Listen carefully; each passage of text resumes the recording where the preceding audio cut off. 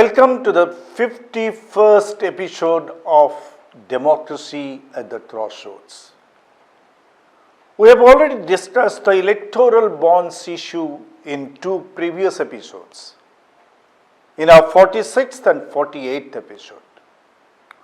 In our 46th episode, we discussed the Supreme Court's momentous verdict declaring the electoral bond scheme unconstitutional and asking the SBI to give details of donors and recipients of electoral bonds in 3 weeks. We did another discussion in our 48th episode when a servile and dishonest SBI tried to cover up the misdeeds of its political masters, the Modi government, by seeking an extension of 6 weeks of time, effectively postponing the disclosure till after the end of the forthcoming Lok Sabha elections. But the stellar SC read the right act to the SBI and gave it a deadline of 24 hours. That worked. Now the entire electoral bond data is before us, and it tells us how a corrupt Modi regime used ED, CBI and income tax to threaten and blackmail different business houses, from legitimate big businesses to small cell companies. We can now clearly see how ED, CBI, income tax raided the premises of several companies, and within days and weeks, these companies paid the bribe to the ruling BJP through electoral bonds. And lo and behold, the raid stopped and the cases against most of these companies went into the back burner. In the case of some companies, even after they paid the first installment of electoral bonds, the raids continued. So those companies were forced to pay through the second and in some cases third installment of electoral bonds till the cases against them were completely dropped. In each case, the amount differed. If the accusation against a company was small violation of rules, then it was asked to pay a small bribe, say just 10 crores. But if the charges were severe, the companies were asked to cough up bigger bribe. It could be 100 crore, 200 crore, 500 crore. The message of ED, CBI and income tax to these companies was clear. If you pay the amount of bribe through the electoral bonds to the BJP, then the cases would be hushed up. Most of the companies obliged. It's not only I who is saying this. Quite a few mainstream and social media platforms who have the courage of conviction to speak truth to power have meticulously documented it in the last few days by correlating the date of the raids and the date of electoral bond payment. That conclusively proves the extortion racket that the Modi government has been running through its investigative agencies in the last 10 years. Just open the pages of the Indian Express or see the reportages of the Wire, the News Laundry, the News Minute, the Reporters Collective and the like.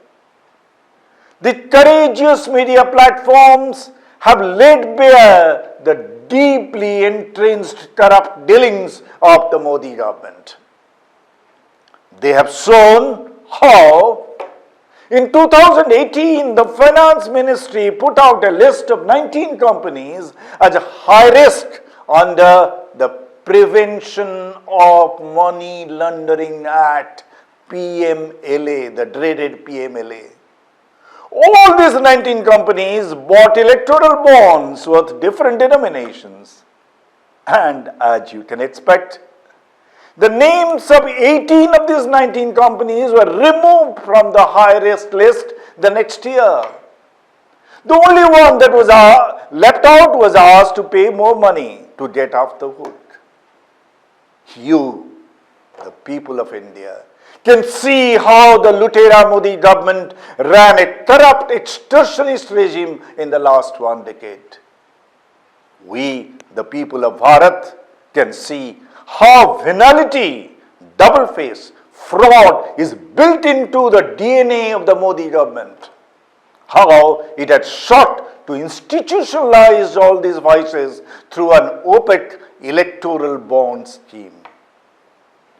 Mind you, the extortion was not just confined to the companies which had been caught on the wrong foot. The diabolical Modi government knew how to run not only the loot Raj but also a commission Raj, where you do not need to send ED, CBI, income tax to demand bribe. It seems it has been Modi government's open call: pay a commission and get the contract. Everyone knew this bitter truth about the Modi regime.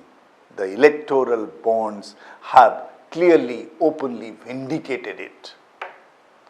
Many of the courageous media platforms have drawn up an extensive list how a slew of companies first paid commission to the BJP through electoral bonds and got lucrative contracts in the next few weeks. There are also a few cases where some of the companies have paid BJP hundreds of crores through the electoral bonds after walking away with mega contracts involving thousands of crores.